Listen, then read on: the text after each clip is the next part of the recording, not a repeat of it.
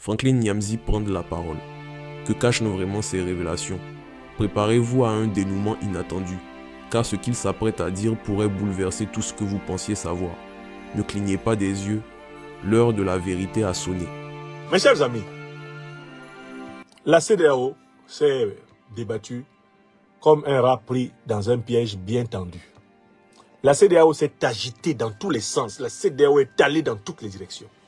La CEDEAO a gigoté. Elle a crapahuté. La CEDEAO a fait des transes. La CEDEAO a simulé l'apoplexie à la suite des accusations pourtant documentées qui ont été formulées par le Mali, le Burkina Faso et le Niger à propos de son implication dans la déstabilisation terroriste en cours au Sahel. Nous avons entendu toutes les accusations du Mali, du Burkina Faso et du Niger, d'une part, et nous avons entendu tous les démentis de la CEDEAO, du Nigeria, de la Côte d'Ivoire, du Bénin, d'autre part. On a entendu. La question qui se pose, c'est qu'est-ce qui reste? Quand on a comparé les accusations aux démentis, qu'est-ce qui reste? Dans une comparaison objective. Donc, je vais prendre point par point les principales accusations. Première accusation. La CEDEAO est coupable d'avoir pris des sanctions illégales, des sanctions inhumaines, des sanctions criminelles et illégitimes contre le Mali, le Burkina Faso et le Niger, lesquelles sanctions ont entraîné la mort de milliers de personnes, la fermeture de milliers d'entreprises, des pertes lourdes dans les caisses souveraines des États maliens, burkinabés et nigériens. Ça, c'est la première accusation. La question est la suivante. Est-ce que la CEDEAO l'a fait? Et est-ce qu'au moment où la CEDEAO le faisait, c'était dans cette intention? Je voudrais que vous répondiez avec moi. Et je vais vous donner la preuve que la CEDEAO l'a fait. Et je vais vous donner la preuve que la CEDEAO l'a fait en sachant bien que ce n'était pas que le but, c'était de faire souffrir les peuples sahéliens. N'est-ce pas? Donc, je vous pose la question suivante. Premier chef d'accusation. Sanctions illégales, criminelles, inhumaines, sanctions illégitimes contre le Mali, le Burkina et le Niger. Par exemple, je vous donne un exemple de sanctions. Fermeture des frontières contre des pays qui n'ont pas de littoral. C'est illégal. En droit international, il est interdit de fermer les frontières, d'empêcher un pays qui n'a pas accès à la mer d'avoir accès à la mer. C'est interdit en droit international. Vous avez bien vu la CEDEAO prendre cette décision, oui ou non? Bon. Mais peut-être qu'on pourrait penser que la CEDEAO ne l'a pas fait exprès. Dans ce cas-là, M. Ouattara et M. Boubou Cissé, venez ici. Pourquoi vous avez fait ça? Pourquoi vous avez mis la CEDEAO? Pourquoi vous avez mis, pardon, le Mali sous sanction? Ouattara, Boubou Cissé, venez ici. Parce que le rappel sauve l'âme. Il faut qu'on sache pourquoi ils ont fait ça. Ils vont nous dire ça eux-mêmes. Monsieur, parlez, faites vite. Bonjour, comment ça va? Voilà, allez-y. Oui, ça va bien, ça va bien. Ouais. Où, là? Je suis arrivé hier sur Abidjan. Ah, d'accord, on m'a fait le message, mais je ne savais pas si tu étais à Niamey ou à Abidjan. Vous reconnaissez le Je satrap, suis non? arrivé hier. Ah, mais je suis content, je suis Je content. vais rester quelques jours ici. D'accord, en attendant qu'on se voit, je voulais que tu me briefes un peu. Oui, oui, oui. Je vois le président de la commission aujourd'hui avant qu'il n'aille au Burkina. D'accord. Voilà Ok. comment les choses se passent au Mali. Bon, malgré tout ce qu'ils veulent faire croire, Oui. la situation reste très difficile pour eux. Vraiment, ça va être extrêmement difficile Oui. de tenir encore 3 à 4 semaines financièrement. Donc, la pression, elle est vraiment là, elle est réelle. Donc, vous entendez Ouattara et Boubou Cissé qui préparent la réunion de la CEDEAO. Et Ouattara se fait expliquer par Boubou Cissé, ancien Premier ministre malien, que les sanctions qui ont été mises en place ont pour but de faire tomber le Mali en 3 à 4 semaines. Vous avez entendu sur le plan financier. Donc, vous avez tout à fait la preuve. Et ça me suffisait, je ne veux pas aller plus loin. Pour que vous sachiez que ces sanctions ont été vraiment prises dans le but de faire mal. On a la preuve qu'ils ont fait ça exprès. Donc, après tous les démentis de la CEDEAO, Est-ce qu'ils n'ont pas pris des sanctions criminelles, illégales, illégitimes contre le Mali, le Burkina, le Niger? Est-ce que ce n'est pas vrai? Ça, c'est le premier point. Tout le monde m'accordera que quelle que soit la manière de regarder les accusations du Niger, du Mali, du Burkina contre la CEDEAO, on a la preuve que la CEDEAO a bel et bien pris des sanctions illégales, illégitimes, criminelles, cyniques contre les pays de l'actuel AES. Ça, la preuve existe. Même un militant du RHDP ne peut pas démontrer le contraire. Alors que les militants du RHDP sont supposés avoir déposé leur cerveau dans un sac poubelle. Même eux, ils savent que les sanctions n'étaient pas légales, n'étaient pas légitimes. Et ils savent que Alassane Ouattara et ses copains, les néocolonisés de la CEDEAO, ont pris ces sanctions exprès pour faire du mal. Tout le monde le sait. D'accord? Maintenant, deuxième accusation. Les pays de l'AES accusent les pays de la CEDEAO d'être coupables d'organiser des agressions, d'organiser des plans de déstabilisation et de faciliter la déstabilisation contre leur territoire. La CEDEAO dit que ce n'est pas vrai. La CEDEAO dit que ce n'est pas vrai, qu'elle n'a jamais organisé la déstabilisation du Mali, du Burkina Faso ou du Niger. C'est ce que dit la CEDEAO, n'est-ce pas? Ok. Puisque c'est ce qu'elle dit, on va donner la parole à M. Ouattara. Lui-même va nous dire ce qu'il avait ordonné de faire contre le Niger. M. Ouattara, toujours vous, toujours présent pour ça. Ouattara, guerre, Niger. Ouattara, guerre, Niger. Alors, hop.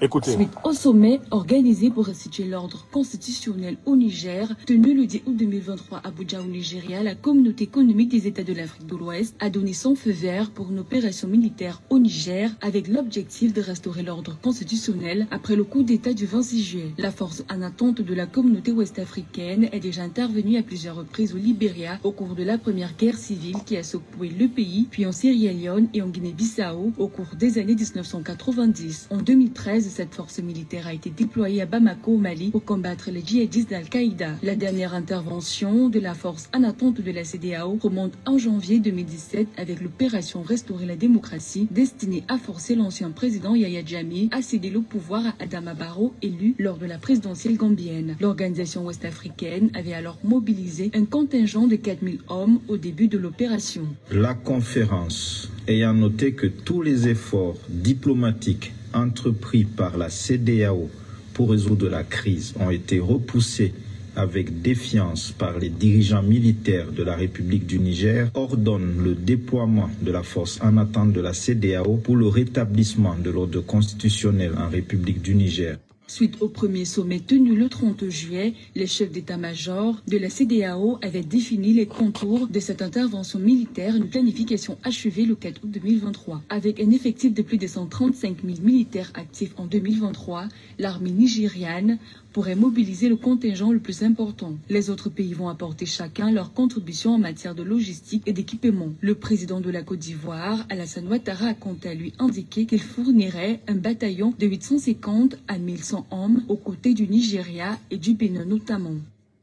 Les chefs d'État ont marqué un accord donc, pour le déploiement des troupes d'un certain nombre de pays, dont la Côte d'Ivoire.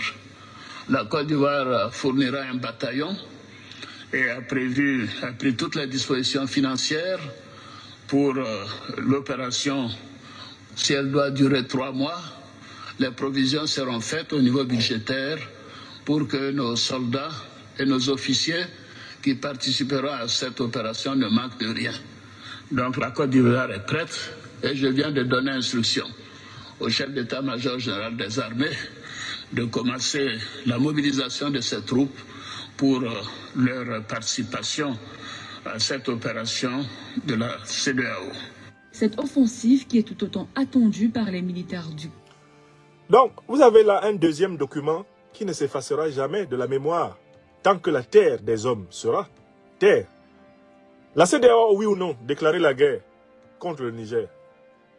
La CEDEAO a, oui ou non, mis en place une force en mouvement pour attaquer le Niger. Oui ou non? Je dis, c'est la question que je pose aux Africains.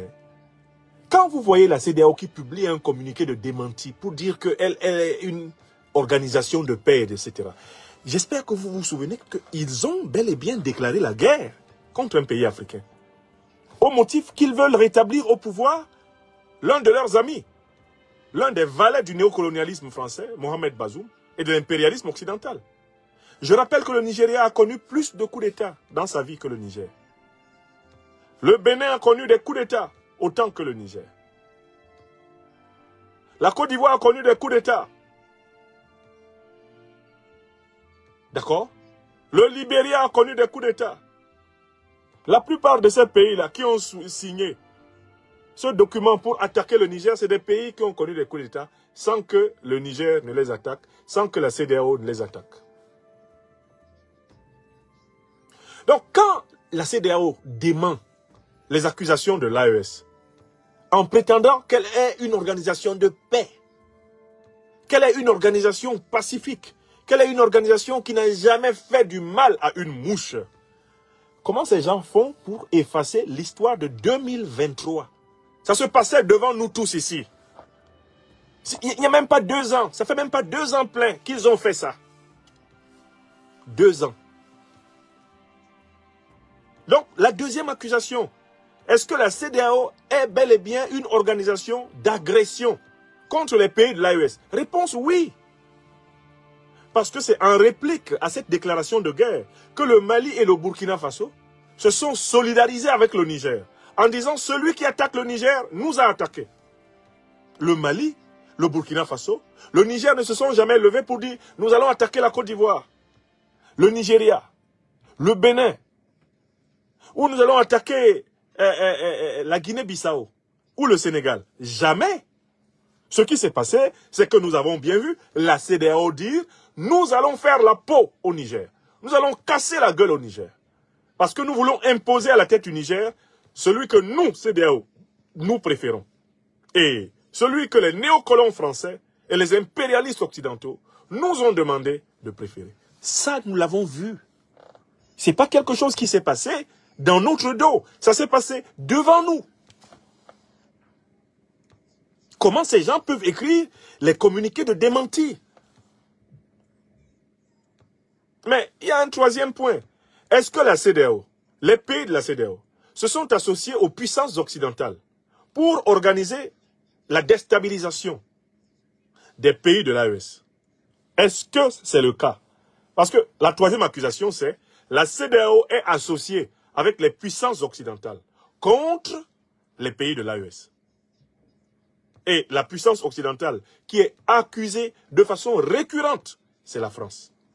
Est-ce que cette accusation est vraie? Réponse donnée par M. Bockel. Jean-Marie Bockel est le représentant spécial du président français en Afrique. Eh bien, on va parler de l'affaire des 2000 soldats. M. Bockel lui-même va nous dire quels étaient les plans. Quels étaient les plans? Quels étaient les plans? Eh bien, 2000 soldats français et Niger. Quels étaient les plans? Qu'est-ce qui était prévu? Quels étaient les plans? Je vais vous sortir cette vidéo. Bockel reconnaît que l'armée française se préparait à intervenir militairement au Niger. C'est intéressant que M. Bockel lui-même parle. C'est intéressant qu'il parle lui-même. Alors ça, c'était il y a 1 an. Hop. Je le prends sur le Google. Il faut qu'on ait la source. C'est important qu'on ait la source. C'est important qu'on ait cette source. Elle est très intéressante. Je l'avais affichée ici. Elle s'est effacée. Voilà. Hop.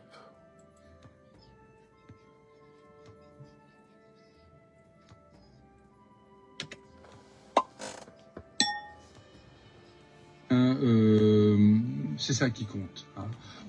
Quand il y a eu la crise au Niger, on a été capable d'installer à Abidjan 2000 hommes en quelques heures, vous voyez. Donc, quand il y a eu la crise au Niger, on a été capable d'installer à Abidjan 2000 hommes en quelques heures. Donc, on a installé à Abidjan 2000 hommes pour intervenir militairement au Niger. Voilà ce que reconnaît, devant une commission parlementaire française, le représentant personnel du président de la République française en exercice, Emmanuel Macron, M. Jean-Marie Bockel.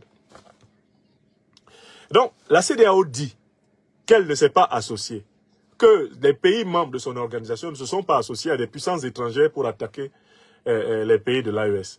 Jean-Marie Bockel, le représentant spécial du président français, dit oui, nous, on avait projeté 2000 hommes en Côte d'Ivoire, on était prêts à sauter sur le Niger. La question est la suivante. Le démenti de la CEDEAO vaut quoi? Face à l'aveu de Bockel. Mais pourquoi la CEDEAO n'est pas sortie pour démentir et critiquer Bockel? Pourquoi Alassane Ouattara, si prompt à envoyer ses généraux de pacotille, porter la contradiction au président Abdourahmane Tiani? Pourquoi Alassane Ouattara n'a pas envoyé son ministre des Affaires étrangères porter la contradiction au représentant du président français qui a révélé que la Côte d'Ivoire allait servir de base arrière pour attaquer le Niger? Pourquoi ils n'ont pas osé le démentir? Parce qu'ils savent que c'est vrai. Jean-Marie Bockel n'a pas menti. Il a dit ce qui est vrai. Donc voilà 3 niveaux d'accusation. 3 niveaux d'accusation. 1. Atteinte à la sécurité financière et économique des pays de l'AES. C'est vérifié, n'est-ce pas? Ouattara et Boubou Cissé ont confirmé, n'est-ce pas? 2e niveau d'accusation.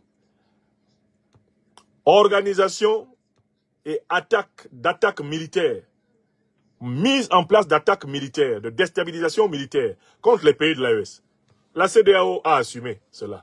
Elle a mis sa force en attente en mouvement. Ouattara a même complété en mettant 1500 hommes en mouvement. On a entendu Ouattara parler. 3e plan. Mobilisation, association avec des puissances étrangères à l'Afrique pour attaquer les pays africains. Monsieur Bockel vient de donner le témoignage.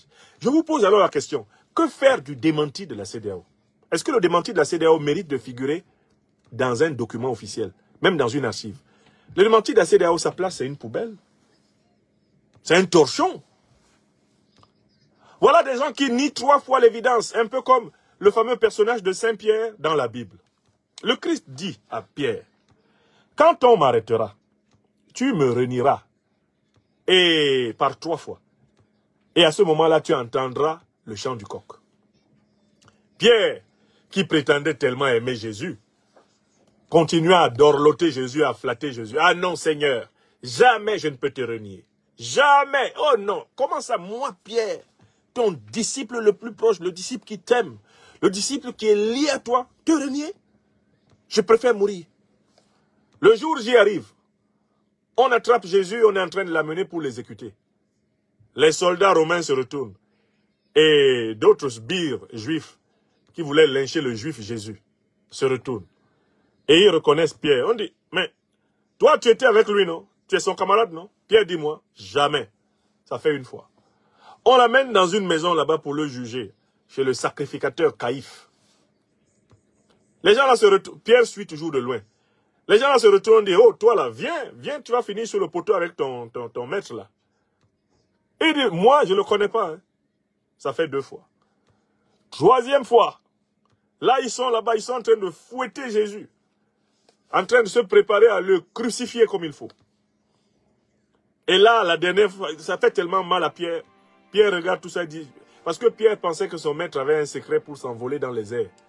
Qu'il allait faire abracadabra, et puis il disparaît. Mais là, non, ils sont vraiment en train de trucider le maître. Pierre est vraiment dégoûté. Il regarde tout ça de loin comme ça. Quand on se retourne encore en disant, mais toi là, viens, accompagne ton maître à sa dernière demeure. Il faut être fidèle jusqu'au bout. Pierre dit, moi, le monsieur là, je ne l'ai jamais vu. C'est la première fois que je le vois. À l'instant où il le dit pour la 3e fois, Le texte biblique dit que Pierre entendit « Cocorico !» C'était pas Judas, hein. C'est Pierre. Moi, j'ai lu ça. La Bible est ici. Celui qui est cité là, c'est Pierre. Le reniement de Pierre. On ne parle pas de Judas. Vous aimez trop mettre sur Judas. Mais il y a d'autres là qui ont été dépassés par la situation. Ce n'est pas Judas. J'ai dit c'est Pierre. Moi, je suis un maître de la chose. Hein. Quand je vous dis quelque chose là, vous me connaissez, non, le docteur des preuves. Donc, si vous pensiez que c'était Judas, retournez faire vos études bibliques. C'est Pierre. Le reniement de Pierre. Allez, si vous tapez même ça là sur Internet, vous allez lire. La troisième fois, il dit non, non, c'est pas moi. Et ça, il a entendu. Cocorico! Ouh. Pierre pleura. La CEDEAO est dans la situation du reniement de Saint-Pierre. La CEDEAO, c'est Saint-Pierre. On dit, vous là, vous avez pris des sanctions illégales, des sanctions criminelles contre nous en disant que nous sommes vos frères. Vous prétendez être nos frères, vous avez fait ça. Il dit, non, non, non, on n'a pas fait ça. Non, vous n'avez pas compris. C'était pas contre vous. Non, non, non, non, non. On dit, On revient, on dit, vous, CEDEAO, vous avez monté des plans de guerre pour nous attaquer. Vous organisez des attaques criminelles contre nous à partir de votre territoire. On leur donne la preuve. Leur propre déclaration dit, non, non, non, non, non. Alassane Ouattara, il avait trop bu le jour-là, il a mangé trop de porc. C'est le porc qui est monté dans sa tête. Sinon, lui, on le connaît. Avec son faciès asymétrique et sa démarche en point virgule. Comment lui, il peut faire la guerre contre le Niger? Non, non, non, il ne faut même pas vous inquiéter. Ça, là, c'est des paroles comme ça. On dit, ça fait 2 fois. CEDEAO Saint-Pierre, ça fait 2 fois. 3e fois, là maintenant, c'est Bokel qui dit, nous, on avait 2000 hommes pour attaquer le Niger. Ils étaient prépositionnés à Abidjan. On dit, vous là, ça fait trop, non? Ça fait 3 fois là. Ils disent, non, non, non, c'est pas nous. Et à ce moment, on entend un chant du coq qui traverse toute l'Afrique de l'Ouest. Cocorico! Oh! CEDEAO est vobi. Abana peu, CEDEAO est mal. CEDEAO est war. CEDEAO est mais. CEDEAO a mais.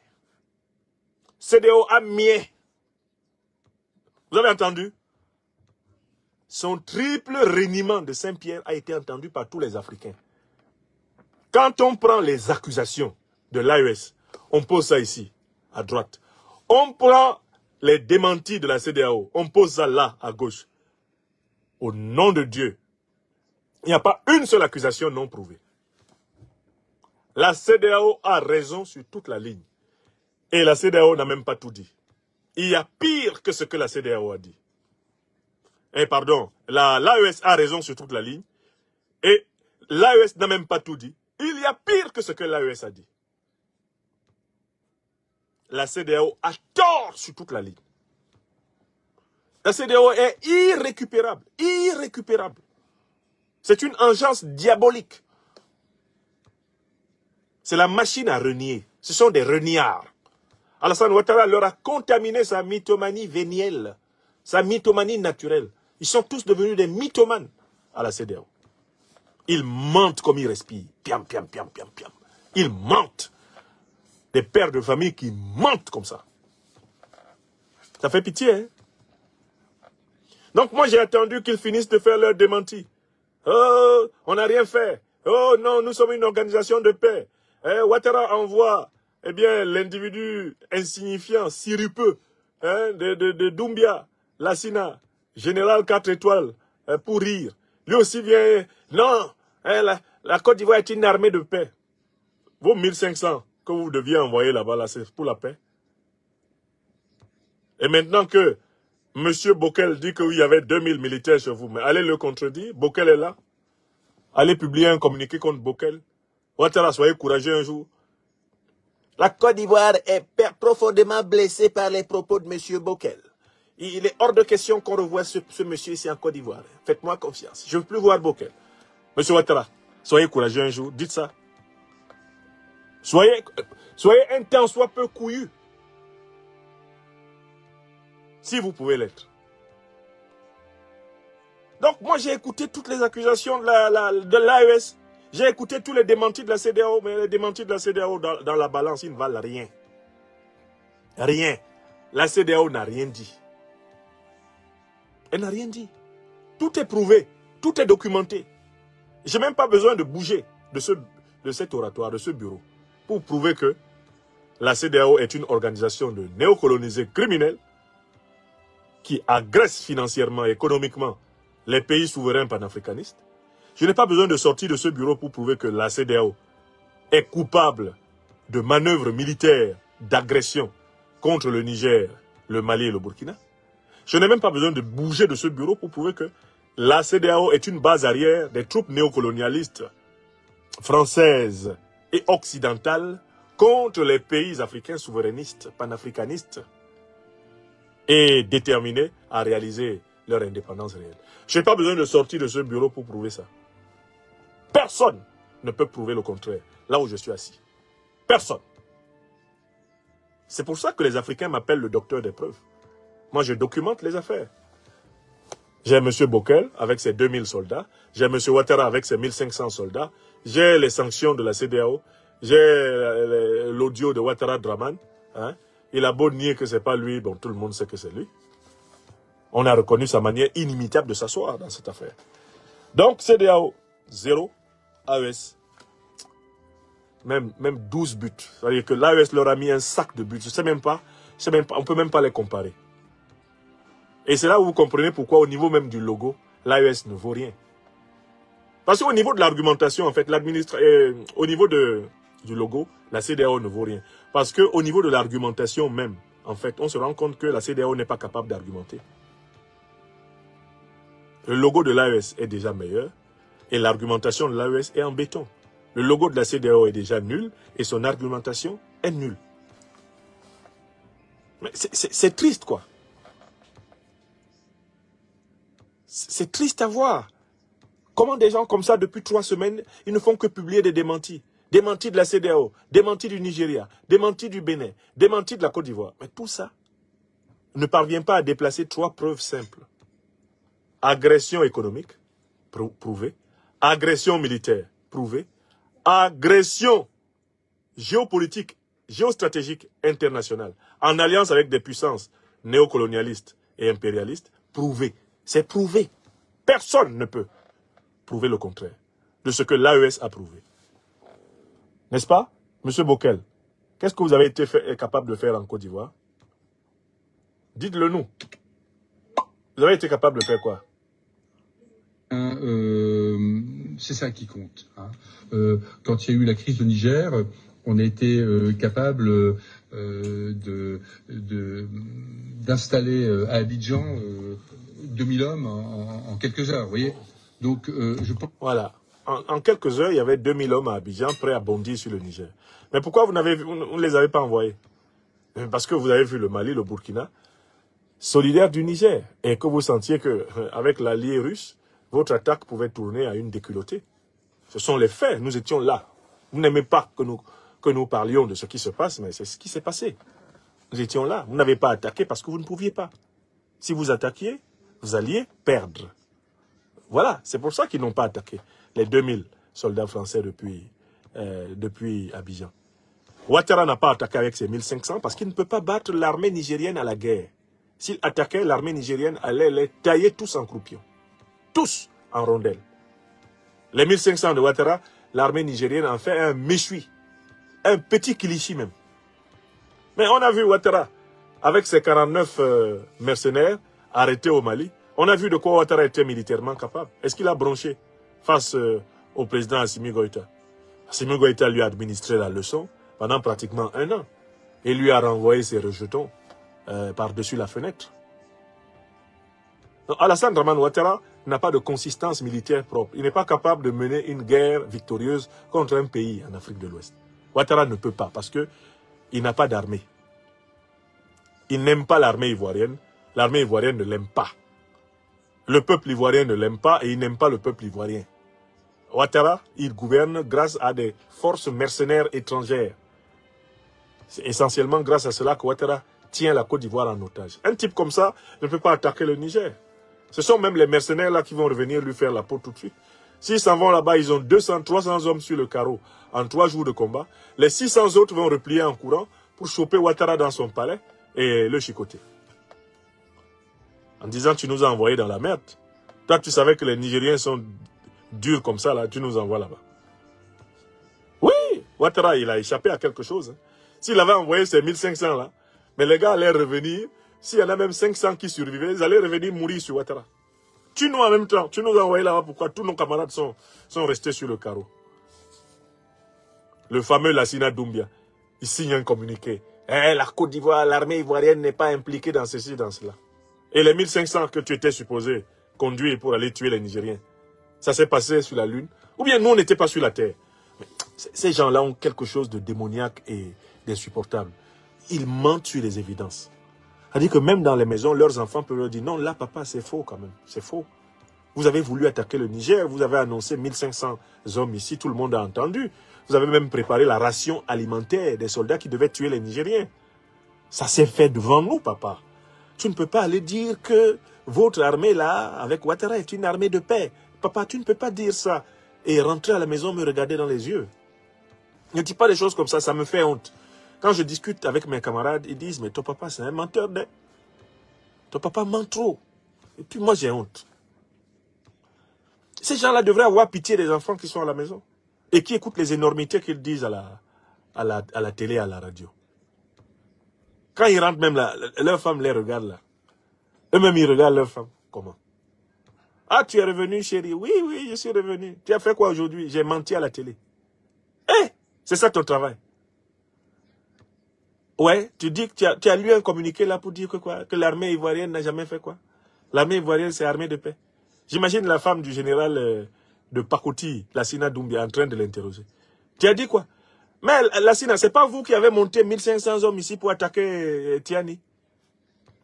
Toi-même, quand tu te mets à la place de Tiani là, est-ce que Tiani n'a pas le droit de vous accuser de tout? Qu'est-ce que vous ne lui avez pas fait? Quel plan vous n'avez pas monté contre lui? On ne t'a pas vu aller à la réunion des chefs d'état-major à Abuja avec des larges cartes militaires du Niger, avec vos faux bâtons là, en train de montrer là où je devais attaquer. La femme lui dit, bon, va à table, va manger et puis va dormir. C'est dommage, hein. J'ai raté ma vie avec toi. Oui! Parce que quand tu mens trop comme ça, même chez toi là, les gens sont choqués.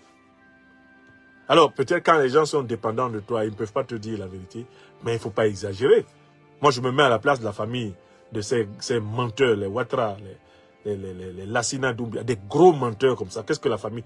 Quand tu es avec la famille, même ils te disent quoi? Normalement, il doit y avoir quelqu'un dans la famille qui peut lui dire, mais tonton, là, tu as trop menti. Il faut faire doucement, pardon. Il faut faire doucement. Et ils ne font pas doucement, ils mentent, ils mentent, ils mentent.